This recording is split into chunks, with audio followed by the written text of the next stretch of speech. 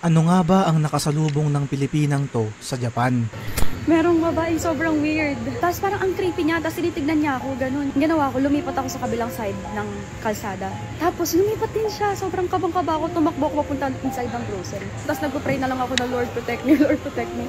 Mga kaibigan, usap-usapan ngayon ang video na to ng isang Pilipina kung saan ibinahagi niya ang kanyang nakakatakot na karanasan sa Japan na may nakasalubong daw itong isang creepy at weird na babae na nakasuot ng sunglasses, face mask at balot na balot ng coat yung katawan.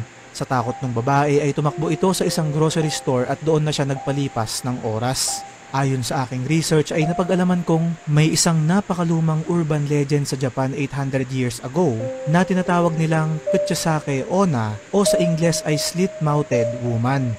Ayon sa kwento, ito raw ay isang masamang espiritu na nagtatanong sa mga bibiktimahin nito kung siya ba ay maganda at kapag hindi ang sagot mo ay tsaka kanya papatayin. Ang nakakapagtaka pa dito ay tugma ang kwento ng babae sa description ng nilalang na to na nakasuot di umano ng face mask at balot na balot ang katawan. Posible kaya na ito ang nakasalubong niya sa daanan.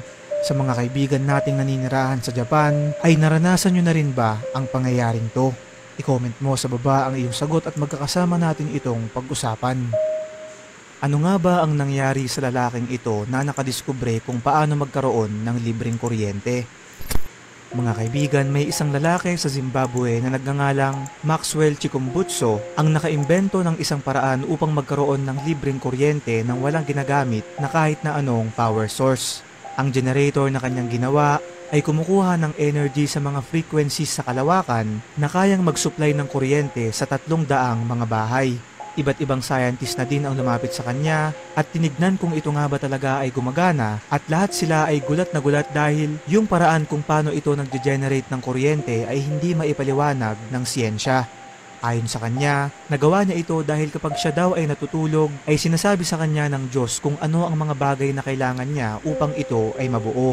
Ang nakakapagtaka lang dito ay tila ba pinipigilan siya ng kung sino mang malalaking tao sa ating mundo dahil ilang beses na siyang nakulong sa Zimbabwe at noong pumunta siya sa Amerika siya ay nalason na muntikan nitong kinamatay.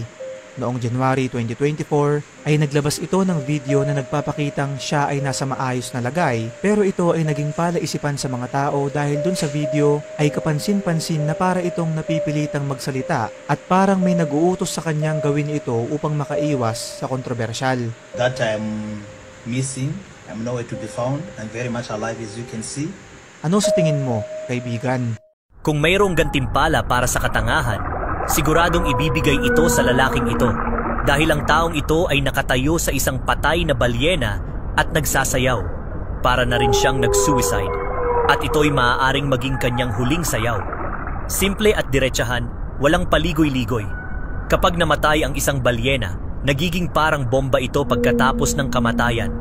Dahil sa proseso ng pagkabulok, nabubuo ang mga nakalalasong gas sa loob ng kanyang katawan. Dahil dito, nagiging parang isang higanting lobo ang katawan ng balyena. At dahil sa matinding presyo ng gas, maaari itong biglang sumabog. Ang pagsabog na ito ay maaaring makapatay ng isang tao sa isang iglap. At siya naman ay walang takot na nagsasayaw sa ibabaw ng isang patay na balyena. Na hindi sumabog sa pagkakataong iyon dahil lang sa swerte, kung hindi, sumabog na ito kasama siya.